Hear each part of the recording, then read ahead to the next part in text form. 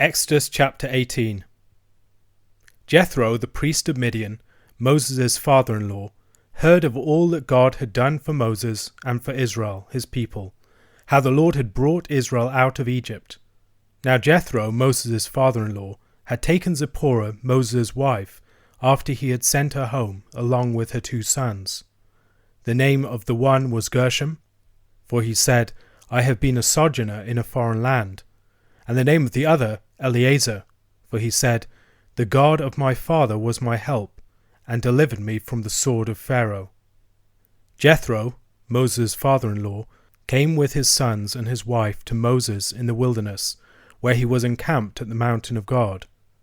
And when he sent word to Moses, I, your father-in-law Jethro, am coming to you with your wife and her 2 sons with her, Moses went out to meet his father-in-law and bowed down and kissed him.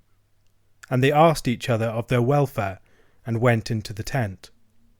Then Moses told his father-in-law all that the Lord had done to Pharaoh and to the Egyptians for Israel's sake, all the hardship that had come upon them in the way, and how the Lord had delivered them.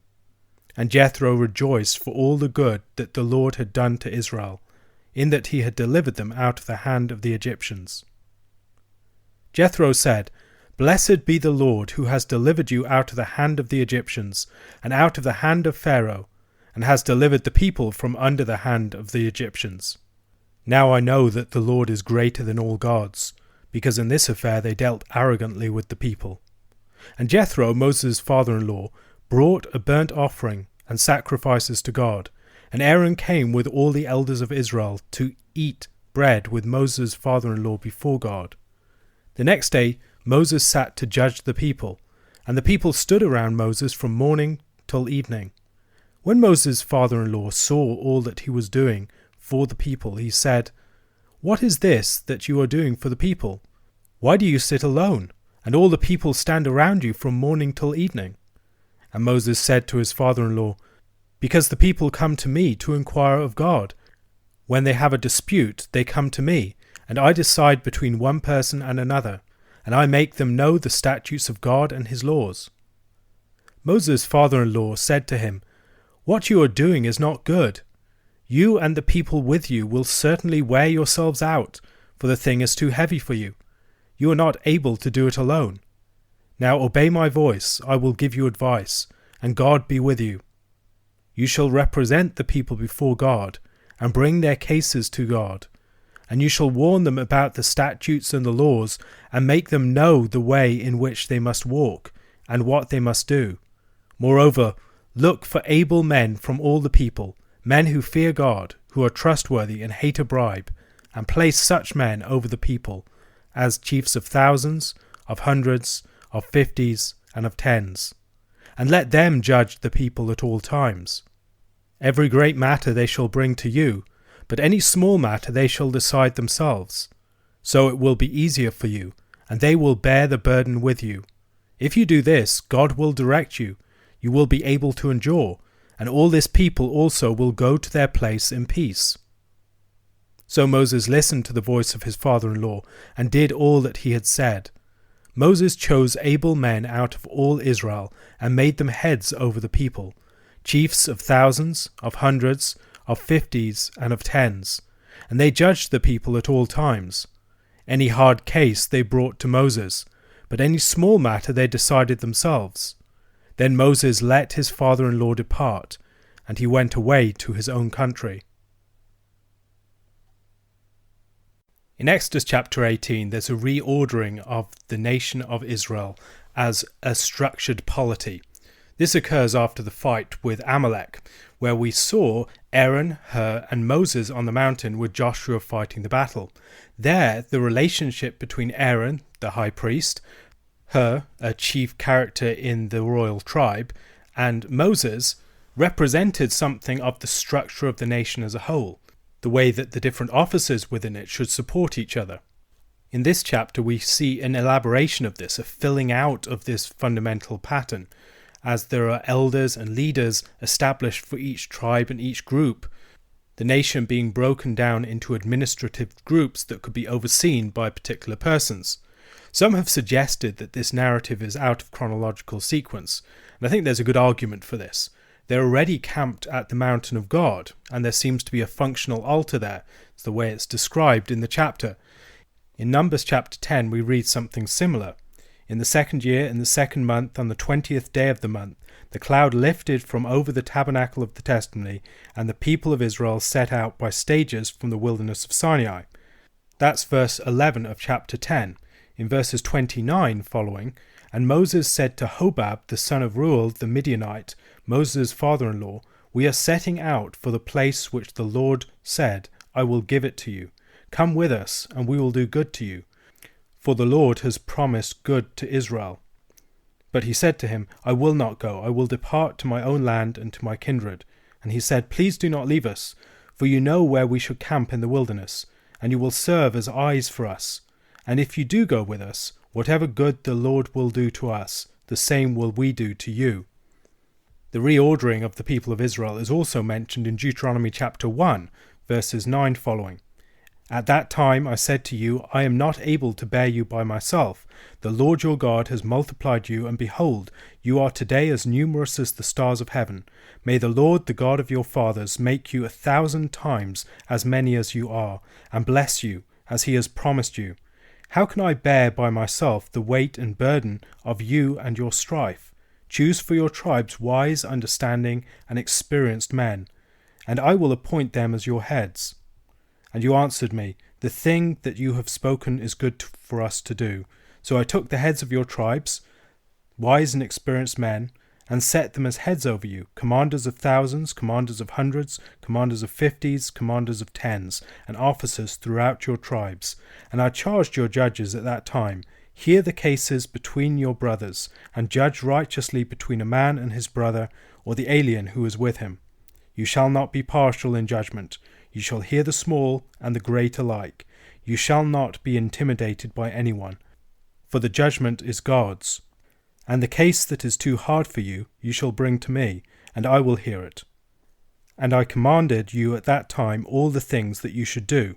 Then we set out from Horeb, and went through all that great and terrifying wilderness that you saw, etc.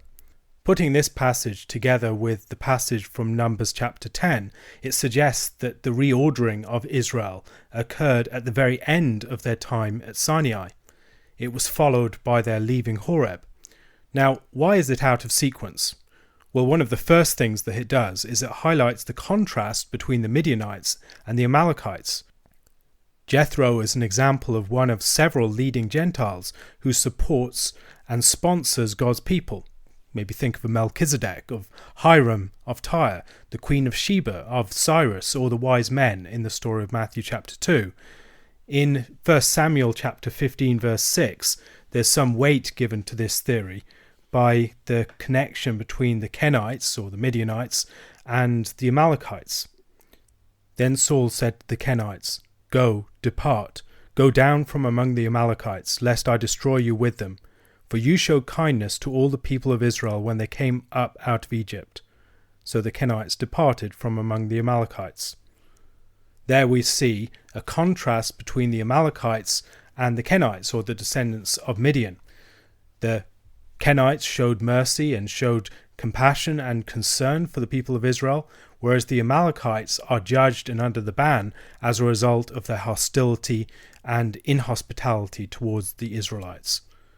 The other thing to ask is, if this is out of chronological order, where else would it go? If it were actually placed in its chronological sequence, it would either be dropped out of the book of Exodus altogether, or it would disrupt the climax of the book, which is about the tabernacle. By putting it at this particular point, it highlights the larger structure of Israel, the way that Israel is being established as a polity at Sinai. It also connects some other themes, and I think we'll see some of these as we go through. Jethro comes with Moses' wife, who seems to have departed from him. The last we saw Zipporah, she was involved in the circumcision of, presumably, Gershom at the end of chapter 4. It seems likely then that she went back to her father when the plagues were going on in Egypt. It was not a pleasant time to be within Egypt, and the wife of Moses, the liberator, would be someone who would be under threat, presumably, by Pharaoh and others. And so being out of the land, avoiding the impact of the plagues, and having a bit more security with her father would make sense. At this point, she's brought back, and there's no suggestion that there was a divorce or anything like that, as some people have seen within this text. She's brought back as his wife by his father-in-law. There's no angry words. They're completely at peace, and so it seems very unlikely that we are dealing with a situation of divorce here. It might also be worth contrasting the character of Jethro with the character of Laban. Laban is a bad father-in-law, whereas Jethro is the good father-in-law. In the story earlier on, Jethro welcomed the man who met his daughter at the well, and then they got married, and the son-in-law served the father by looking after the sheep, and finally left to return back to the land from which he had come. All of this is similar to the pattern of the story of Jacob and his sojourn with Laban.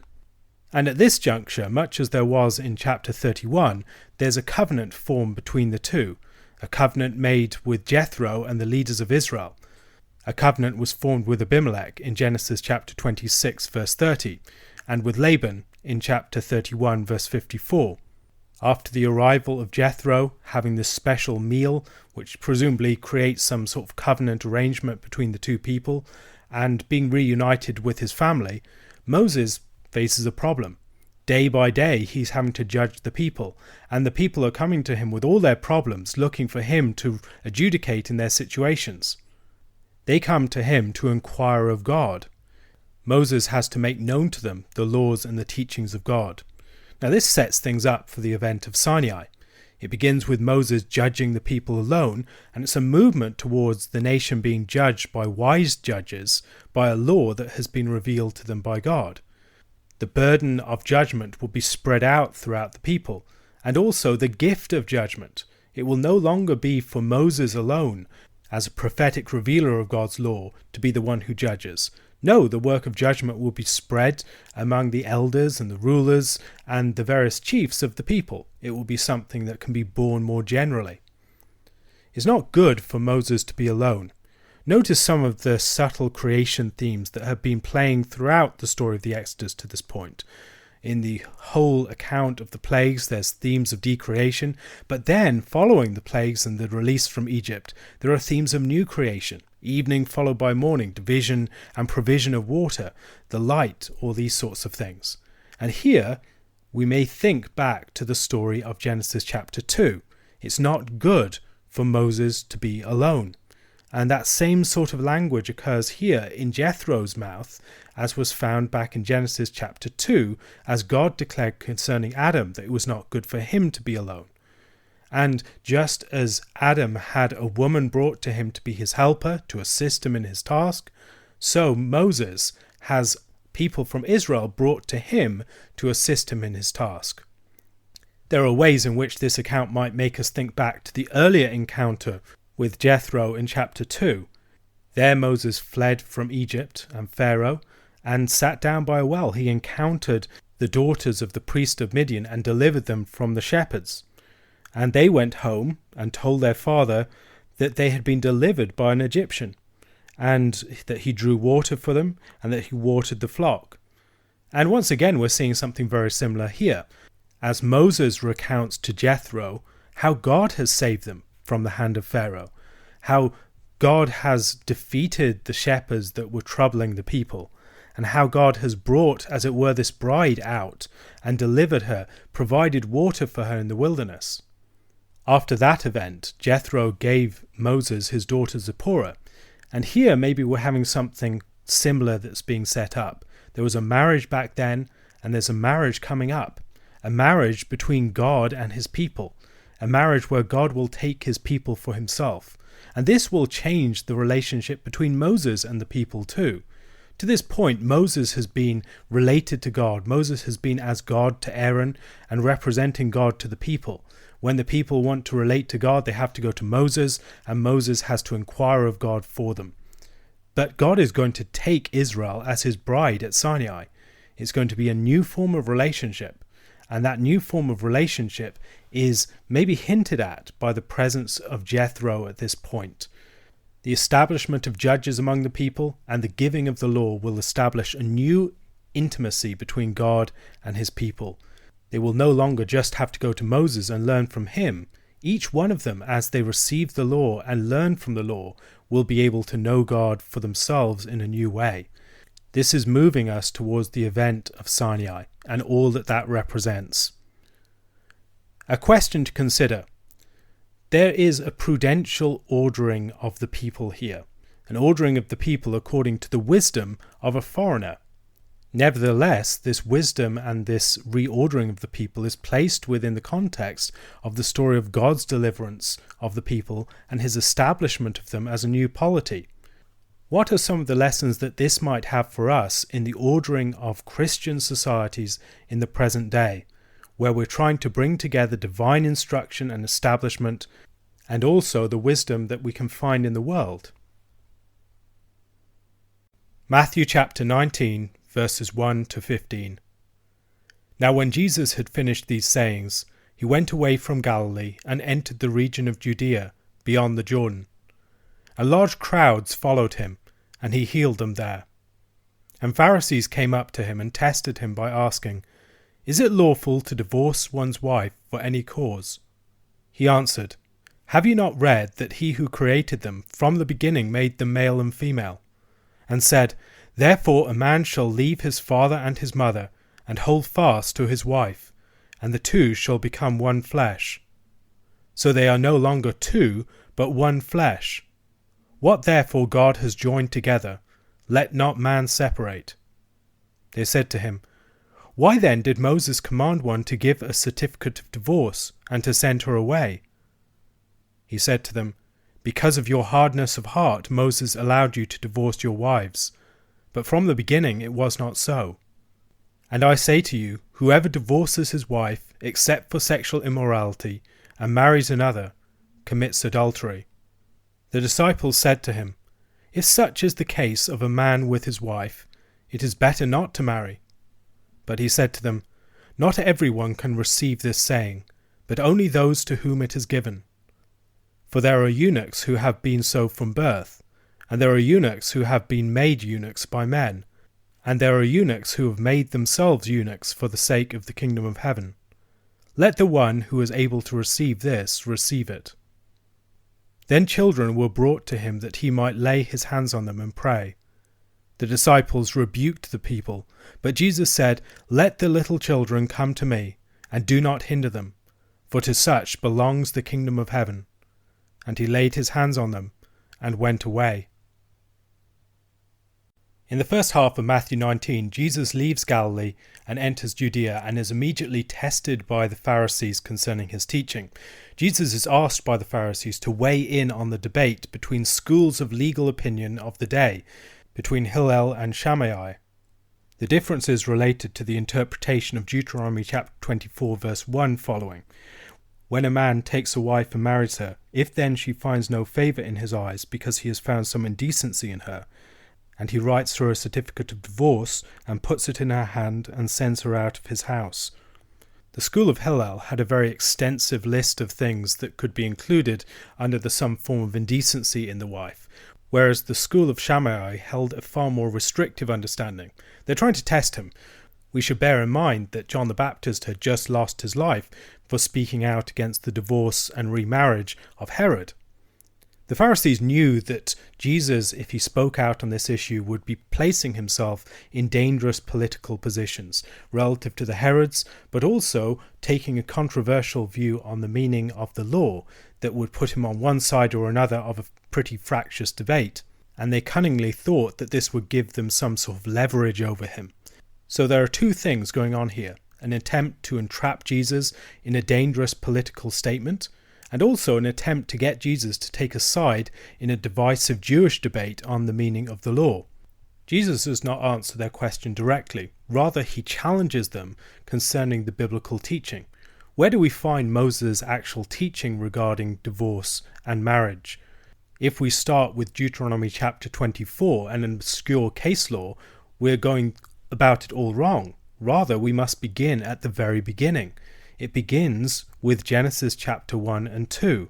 God made them male and female, and a man shall leave his father and his mother and hold fast to his wife, and the two shall become one flesh.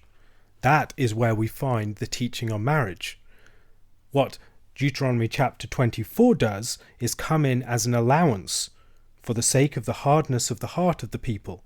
It allows them to divorce their wives, but it's a departure from the fundamental intent of marriage, which is lifelong union. What God has joined together, let no man separate. And this allowance, this concession, is not a command concerning divorce. It's a falling away from that thing that should give us a clear perspective of what marriage and divorce truly are. That divorce is an undermining of God's fundamental intent concerning marriage, that two people should become one flesh in an indissoluble union. The difference between a concession and a command is very important. A concession is an accommodation to human weakness and sin, a recognition that in our fallen state human beings are imperfectible, and good laws will make allowances for the sinfulness and the immaturity of people in their societies. Good laws are not counsels of perfection. They must deal with the reality, the messy reality of sinful human lives. And the law that Moses gave is an example of such a law. It's a good law for a hard-hearted people. But it is not good that people are hard-hearted, nor is a concession given to a hard-hearted people a good North Star by which to guide our understanding of marriage and God's values concerning it. Among many other things, for instance, parenting is an exercise in the establishment of justice and the ordering of a just society, and parents will know that there are a great many suboptimal and even bad behaviours that they may have to accommodate or mitigate in their children, because their children currently lack the wisdom or the good character to act as they would in some ideal world. And the law that Moses gives in Deuteronomy chapter 24 is an example of this. Good laws are accommodated to the societies and the persons for which they are designed. They are informed by the deeper and the absolute moral law, but they are accommodated to particular circumstances and persons. If you allowed your teenagers the same liberties as you do your toddlers, it would not be a good thing. Rather, you need to give certain liberties to your toddlers that you don't give to your teenagers, because they still have a lot to learn. When the Pharisees respond to Jesus, Jesus highlights the problem with their response. They ask about what Moses commanded, but yet they are like teenagers who are reminding their parents of all the things that they allowed them to get away with as toddlers. But yet as teenagers, they're supposed to have grown up beyond those things. They don't need the same allowances. They don't need the same concessions. They should be mature enough to know how to act themselves. Moses' concessions concerning divorce allowed for divorce, but they did not approve of it. It was an accommodation to the sinfulness and the imperfectibility of human society, not a practice that was to be viewed in any respect positively.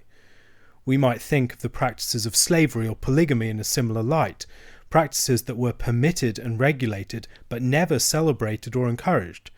These practices were never God's good intention for humanity, but tolerated for a time as an accommodation to sin, weakness, immaturity, and imperfectibility. To find out what is really commanded, what God really wants, we have to look back further, to God's creational intent for humanity. And so Jesus joins Genesis 1 and 2 together to highlight the permanent unity that was always God's intent for marriage. This is different and distinguished from laws that are accommodated to the hardness of human hearts. Now, Jesus' teaching more generally draws us back to these two great horizons, the horizons of the original creation and of the future restoration of all things. And this has the effect of significantly reframing the question of divorce. The Hillelites and the Shammaites both approached the question of divorce primarily within the horizon of the Mosaic body of laws and fail adequately to consider the horizon of God's creational intent. The result is a loss of our sense of the way that divorce undermines God's intent for humanity. Divorce is a tragic accommodation to human sinfulness, not something that is positively allowed. Jesus may here contrast Moses and God. Moses is the divinely inspired prophet administering the moral law in a particular historical situation, but God is the author of the timeless moral law. There's a sort of legalism which can snatch at all sorts of allowances that are given in a law accommodated to human sinfulness and imperfection, rather than pursuing the righteousness that it should direct us towards. Such allowances excuse us from the higher standard of the divine righteousness. Note that Jesus doesn't teach that Moses was wrong to allow for divorce under such circumstances. Such allowances were made on account of people's sinfulness and hardness of heart, but they were not themselves sinful allowances. The Old Testament law provides us with a number of conditions in which divorce is treated as permissible, and I believe that the New Testament does not just abrogate those. Accommodation to the reality of human sinfulness and weakness really is necessary for good law. Whether it's serious abuse, desertion, adultery, or some other sort of sin or failure, divorce may be appropriately permitted. We should also recognize that in such circumstances, we can't abstract the specific action of divorce from the broader failures of permanent exclusive union that might have precipitated it. While the act of divorce is an act of very grave moral weight, a purposeful act that ends a marriage, the one who initiates it should not be treated as if they bore the entire weight of the blame for the failed marriage. What Jesus' teaching does then is not to delegitimize the teaching of Moses, or even to suggest an alternative legal code to replace it. Rather, what it does is relativize it. The law of Moses and all other legal codes that are necessarily accommodated to human sinfulness are not the North Star of righteousness. Where necessary accommodations to this sinful age exist, they are signs of how estranged we have become from God's good purpose for humanity.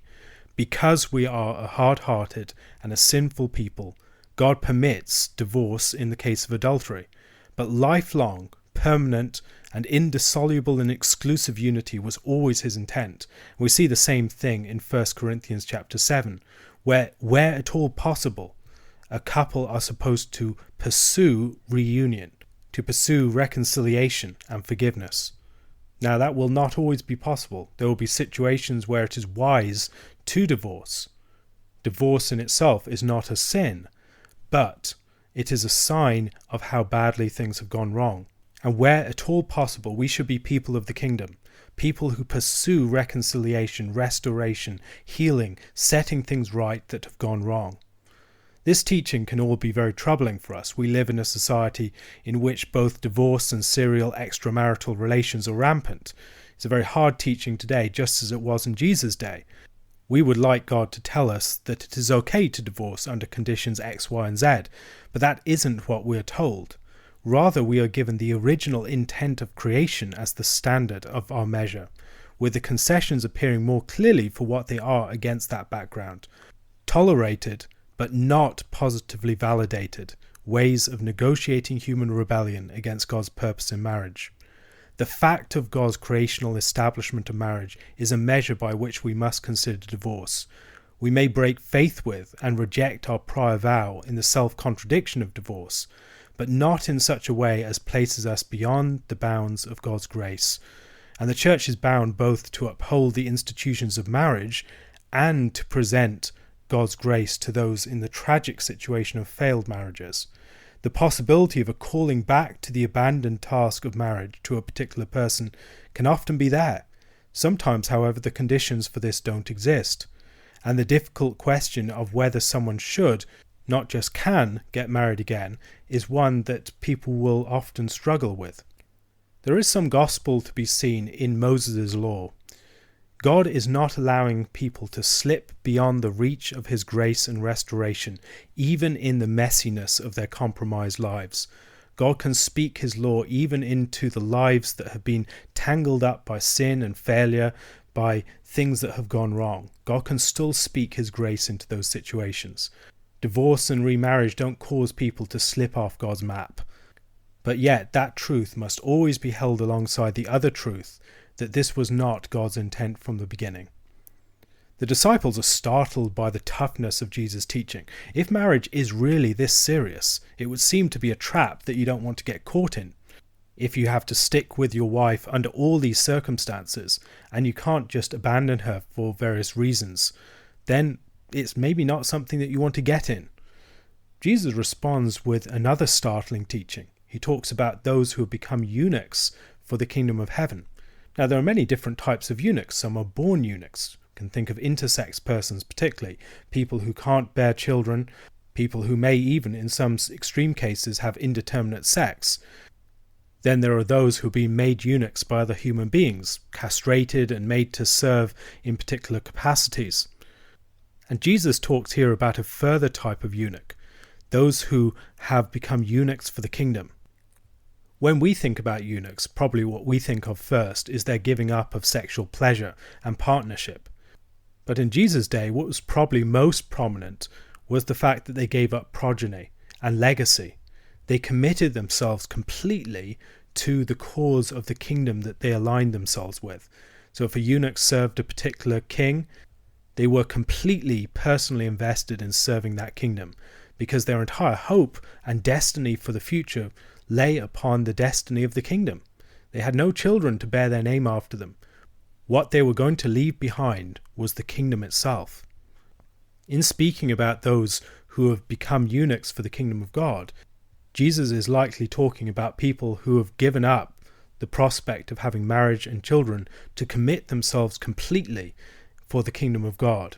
Now, this isn't the same thing as singleness. It's not just a statement about how good singleness is as a thing in itself.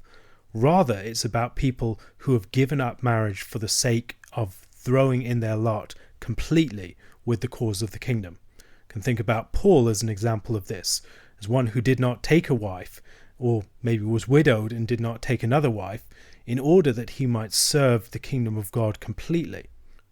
One can also imagine people being a bit shocked by Jesus using the example of eunuchs as associated with the kingdom of heaven. Eunuchs were seen, among other things, as unmanly, as those who had been quite literally emasculated. We should not miss the scandal of the association that Jesus is drawing here.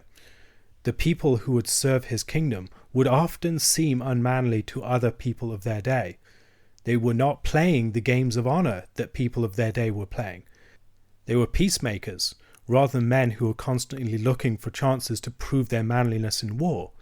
They were people who would turn the other cheek when offended, when their honor was attacked. And what man will not defend his honor? They were defined by suffering, rather than by the infliction of violence and power. There were people defined by service of and concern for the weak, rather than mastery over others. They were people who forgave, rather than pursuing vengeance. And in this particular example, they were also people who were prepared to give up having children and give up having marriages for the sake of serving their Lord by following him to the final unmanly indignity of the cross. While Jesus very clearly extols manly virtues in certain other contexts and calls for his disciples to express and display some of these virtues, and we see these things celebrated elsewhere in Scripture, we should never forget the scandal that his teaching presented to men of his day and to men of our own. After this teaching, children are brought to Jesus to be blessed. The disciples rebuked those bringing the children. Children are distractions from the business of men, and they lack honor and status, but yet Jesus pays attention to them. He places a child in the midst of his disciples and says that they need to be made like that child. Once again, Jesus is challenging some of the reigning values, particularly among men of his day, values that constantly privileged the strong over the weak, men over women, adults over children. Jesus, without denying or undermining the differences between these groups, radically reconfigures the orders of value that lead people to exalt one group over another. Not only does he welcome such children, he declares that to such belongs the kingdom of heaven. A question to consider: looking at our own societies and our churches, an outside observer would probably not be led to believe that the exemplary society that we hold up above all others is one in which children are at the centre. What are some of the ways in which we can reform the lives of our churches and societies so as more fully to express Jesus' teaching at this point?